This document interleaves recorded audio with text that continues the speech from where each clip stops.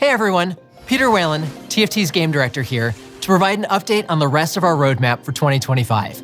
We have some exciting things planned, but first, I want to share the news that we'll be turning off Hyperroll at the end of our Cyber City set.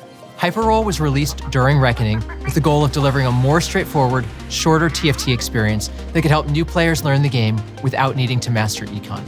What happened on release was pretty different. Hyperroll was certainly faster, but the lack of downtime meant you still needed a ton of set familiarity and a deep understanding of tempo to stay alive. Plus, traits, units, and augments are different from standard to Hyperroll, which can be confusing when switching between the modes. We knew Hyperroll missed our intended goals. Players still lacked an effective tool for learning TFT. Hyperroll was more stressful than normal or ranked for many players due to the number of actions needing to be taken each round.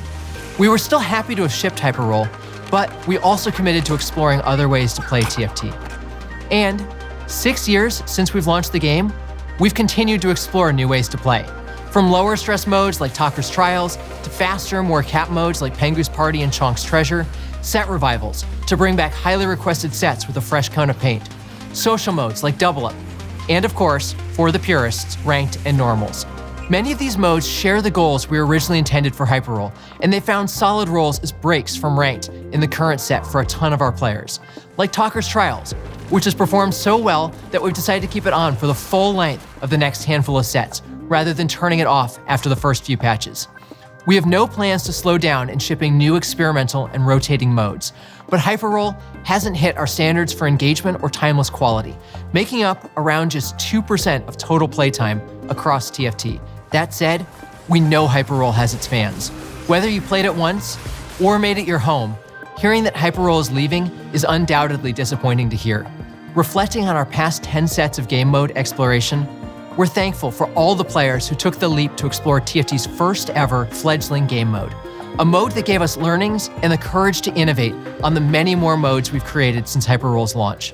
And we're continuing to take Hyperroll's goals and learnings into more game modes in the future.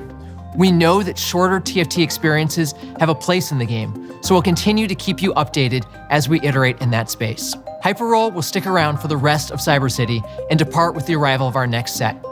Over the next 6 months, you're going to see an additional, brand new game mode, something we've been working on for a while that explores an entirely new way to play TFT.